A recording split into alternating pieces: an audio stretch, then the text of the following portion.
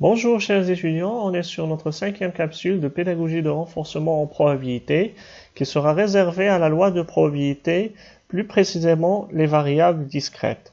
La prochaine capsule va être consacrée aux variables continues. On commence par un petit rappel. La loi de probabilité d'une variable aléatoire discrète x ou la fonction de distribution, c'est-à-dire on peut l'appeler également la fonction de distribution, et l'application PI, la probabilité PI, qui, à chaque valeur de xi prise par x, associe la probabilité p de i, ou bien p de xi, ou bien p de x est égal à xi. Donc il s'agit de la même chose. Donc la notation qui peut différer, on peut noter de la façon des trois façons suivantes. Autrement dit, si la variable aléatoire x prend les valeurs, donc elles seront des valeurs discrètes, x1 par exemple, x2, x3 jusqu'à xn, on associe à chaque variable une probabilité P1, ou bien on l'appelle, on a dit P de x1, ou bien on l'appelle P de x est égal à x1. De la même façon, la variable x2, on lui associe une probabilité P2, ou bien on la note Px2, ou bien on la note P de x est égal à x2. Jusqu'à n, on l'associe à la probabilité P de n est égal à P de xn, ou bien on choisit la notation P de x est égal à xn. Donc on choisit la notation qui nous convient entre les trois notations pour la probabilité. Donc ça, dans quel cas on peut l'appeler loi de probabilité? C'est dans le cas où nous allons y avoir deux conditions. Donc, il faut bien poser la condition sur la probabilité. La première, on la connaît tous, donc il faut que la probabilité PI ou P de x est égale à xi, il faut qu'il soit comprise entre 0 et 1. La deuxième, il faut que la somme de ces probabilités P de i varie de 1 jusqu'à n. La somme de ces probabilités doit être égale à 1. Donc si nous avons ces deux conditions, donc on associe ces probabilités, on va parler d'une loi de probabilité ou bien une fonction de distribution. Au niveau de la représentation graphique, vous l'avez deviné, il s'agit d'une variable aléatoire discrète qui doit être représentée par un diagramme en bâton. Donc, par exemple, il prendra la forme suivante. Si je mettrai ici PI, ici XI, donc XI, il prend la valeur 1, 2, 3 jusqu'à N. PI elle-même, donc il ne doit pas dépasser 1. Donc voilà, 1 en bâton jusqu'à... Donc, il prendra la forme des bâtons, diagramme de bâton. Mais il faut que la somme de ces valeurs doive être égale à 1. Et chaque probabilité est comprise entre 0 et 1. Donc ça, c'est pour la loi de probabilité. On passe maintenant à la fonction de répartition d'une variable aléatoire. Donc, qu'est-ce qu'on veut dire par une fonction de répartition? C'est l'application f qui est définie par quel que soit x appartient à R, f de x est égal à p de x maintenant. Regardez. Inférieur ou égal à x, qui est égal à la somme de p de x est égal à xi. Comment on va l'expliquer? Donc, on peut expliquer que f, normalement, c'est une fonction qui ne change pas de variation, c'est-à-dire qu'elle est monotone.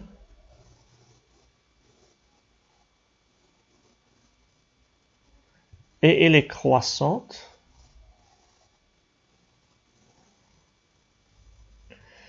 De l'intervalle, évidemment, serait de 0 à 1. Constante par intervalle. Donc cet intervalle, il est fermé de droite et ouvert de gauche.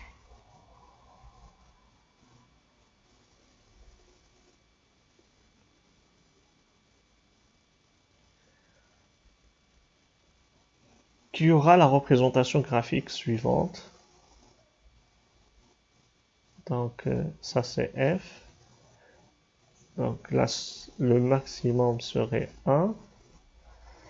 Donc ça c'est 0, 1, 2, 3 jusqu'à n. Ça c'est les variables x, y. Donc je vais changer la couleur pour le représenter. Donc il est comme ça. Donc il vient de moins l'infini jusqu'à 0 ici. Donc après il prendra la valeur, c'est comme un escalier, valeur de 2. Et ainsi de suite jusqu'à n. Voilà donc la représentation qu'on aura pour la fonction de répartition. Pour mieux concrétiser ces notions, on va passer à l'exercice 1. L'énoncé se présente ainsi. On considère la variable aléatoire x dont la loi est donnée par le tableau suivant. xi prend la valeur 1, 0, 1 et 2. Et p de x est égal à xi, il prend la valeur p, 1 moins 2p et p. La première question, quelles conditions doit-on imposer à p pour que ce tableau définisse une loi de probabilité? La deuxième question, déterminer la fonction de répartition. La troisième question, calculer l'expérience mathématique de x et la variance de x également. On va passer à la première question. Quelles conditions doit-on imposer à p pour que ce tableau définisse une loi de probabilité? Pour que ce tableau définisse une loi de probabilité, on a dit deux conditions. Il faut que la probabilité appartienne à l'intervalle 0,1. Il faut que la somme des probabilités soit égale à 1. Donc, nous avons la première condition qu'on a imposée. On vérifie la deuxième. P plus 1 moins 2P plus P est égal à 1. Donc, la deuxième condition, il est vérifié quel que soit P dans l'intervalle 0 et 1. Donc, la condition que nous devons imposer, c'est quel que soit P de l'intervalle 0, 1, ce tableau définit une loi de probabilité. Passe à la deuxième question. Déterminer la fonction de répartition. Rappelez-vous, la fonction de répartition, on a dit que c'est une fonction qui est monotone par l'intervalle. Donc de moins l'infini jusqu'à 0, donc la valeur, il prend la valeur 0. De 0 à 1, le premier intervalle, c'est 0, l'ancienne valeur, plus P qui est égal à P. De 1 à 2, l'ancienne valeur P plus la nouvelle 1 moins 2P qui est égal à 1 moins P. Et enfin, de 2 jusqu'à plus l'infini, c'est 1 moins P plus P est égal à 1. Calculez maintenant l'espérance mathématique de x et la variance de x. On commence par l'espérance mathématique. Donc l'espérance mathématique, il nous renvoie à une notion que nous avons vue en statistique descriptive, x bar, la moyenne arithmétique. Donc vous en rappelez, c'est la somme de xi multiplié par ni divisé par n. Donc, autrement dit, c'est la somme de xi multiplié par la fréquence relative fi. Donc, fi ou bien la fréquence relative, il peut être remplacé par la probabilité et xi, il peut être remplacé par, donc à travers la loi de distribution. La loi de probabilité ou bien la fonction de distribution, on peut calculer cette espérance mathématique dans un tableau. Donc, il va être présenté de la façon suivante. On a xi est égal à 0, la probabilité est égale à p. Donc, xi fois p, la multiplication, ça nous donne 0. Puis, xi, lorsqu'il prend la valeur 1, donc on multiplie par 1 moins 2, donc ça nous donnera 1 moins 2. Et lorsque je prends 2, multiplié par p est égal à 2p. Donc, on fait le total, ça nous donnera 1. Donc, l'espérance mathématique de x est égale à 1. Passons maintenant à le calcul de la variance. C'est le même principe que nous avons dans le tableau statistique. Que si vous en rappelez de la variance de x, donc, vous en rappelez de la variance de x lorsqu'on travaillait sur les variables statistiques, c'est la sigma xi fi moins x bar au carré, xi au carré plutôt.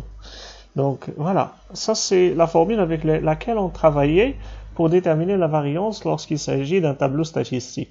C'est presque le même principe, donc à condition que fi il va remplacer la probabilité, il va remplacer fi, et l'espérance mathématique il remplace la moyenne que nous avons déjà calculée.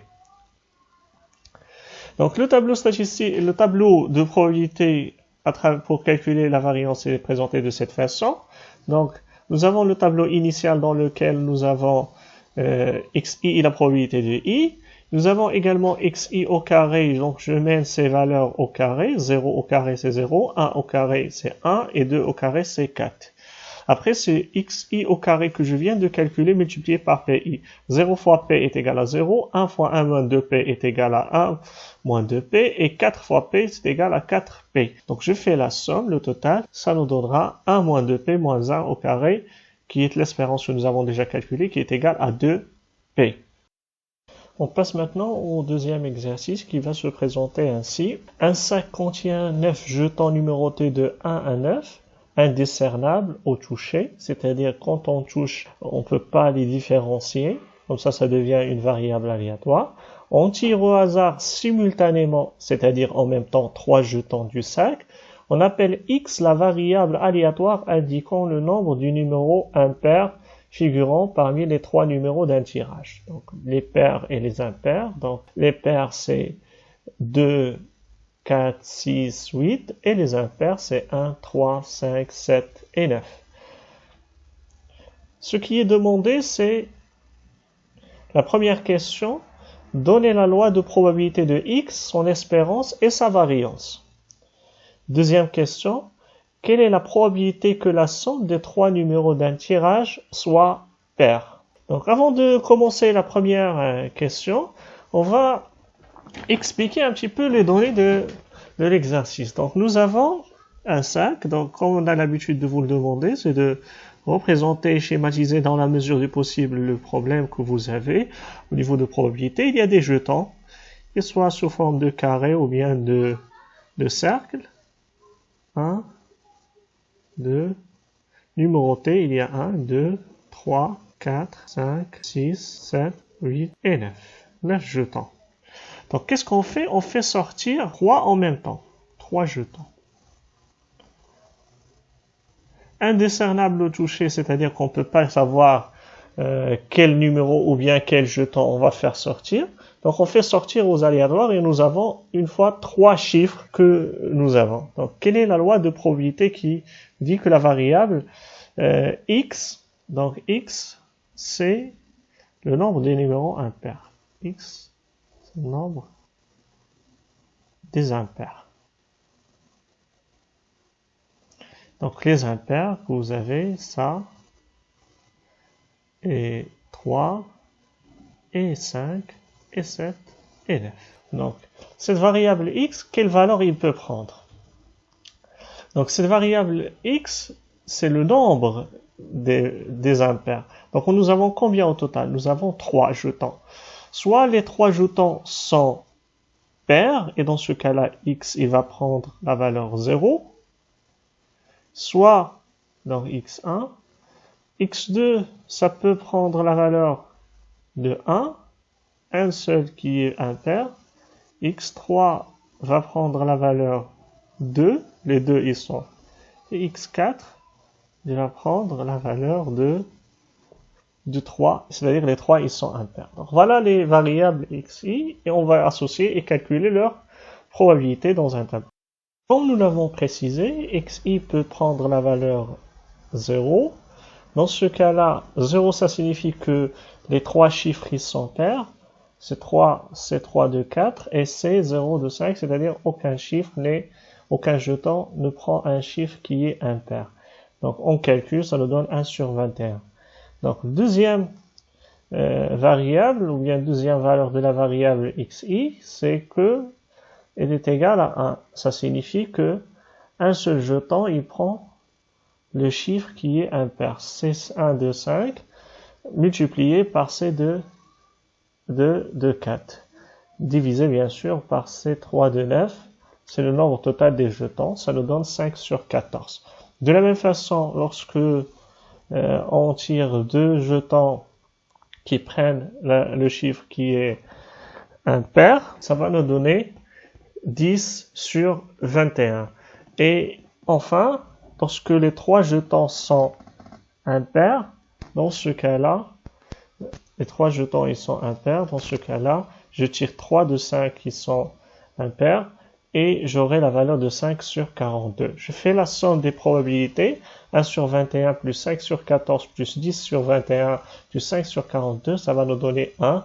Donc il s'agit bien d'un tableau de la loi de distribution, ou bien une fonction de distribution plutôt. Maintenant, on va essayer de calculer l'espérance mathématique. Donc de la même façon que nous avons fait pour le premier exercice, donc on dresse le tableau, donc ça c'est XI et PI, je calcule XI fois PI, donc c'est 1 sur 21 fois 0, donc est égal à 0, 1 fois 5 sur 14 est égal à 5 sur 14, 2 fois 10 sur 21 c'est 20 sur 21, et 3 fois 5 sur 42, ça nous donne 15 sur 42, c'est-à-dire 5 sur 14, ça nous fait un total de 5 sur 3, que l'espérance mathématique est égale à 1,67. Pour le calcul de la variance, donc on dresse la formule de la variance comme nous l'avons présenté dans l'exercice 1, et après on travers le tableau, on calcule xi au carré, c'est-à-dire 0 au carré fois 1 sur 21, ça nous donne 0. 1 au carré, c'est-à-dire 1 fois 5 sur 14, ça nous donne 5 sur 14. 2 au carré, c'est-à-dire 4 fois 10 sur 21, ça nous donne 40 sur 21. Et 3 au carré, 9 fois 5 sur 42, ça nous donne 45 sur 42. Ça nous fait un total de 10 sur 3. Donc, je vais le retrancher de l'espérance mathématique que nous avons déjà calculé 5 sur 3 au carré. Ça va nous donner 5 sur 9, c'est-à-dire 0,55. Donc, pour la deuxième question, ce qui est demandé, c'est quelle est la probabilité que la somme des trois numéros d'un tirage soit paire. La somme des trois numéros. Lorsque je fais le tirage, donc, si les situations que nous pouvons y avoir, soit les impairs sont égales à 0, dans ce cas-là, les trois chiffres, si les impairs, ils sont égales à 0, les trois chiffres, ils sont pairs. Et dans ce cas-là, nous avons, à travers la première question, nous avons déterminé qu'il s'agit bien de 1 sur 21. Non. Si xi est égal à 1, les impairs, ils sont égales à 1, et les deux autres, ils sont pairs. Donc, lorsque je fais la somme, je trouve un chiffre qui est impair, et dans ce cas-là, c'est 5 sur 14 que je retiens pas. Les deux chiffres, ils sont impairs. Donc, 2, ils sont impairs, ça nous donne un chiffre pair, plus un chiffre pair, ça nous donne un chiffre pair, et dans ce cas-là, c'est 10 sur 21, je la retiens. Si les 3, ils sont impairs, c'est-à-dire que le total, il est impair, et je ne la retiens pas. Donc, la probabilité serait égale à 1 sur 21 plus 10 sur 21. Et par conséquent, nous avons terminé cet exercice, et nous avons terminé ainsi notre 5e capsule. La prochaine capsule, comme je l'ai mentionné au début, va être consacrée à la loi de probabilité quand la variable aléatoire est continue. Je vous remercie pour votre attention. Évidemment, si vous avez des questions, vous passez soit par le commentaire, soit par l'adresse mail Academy.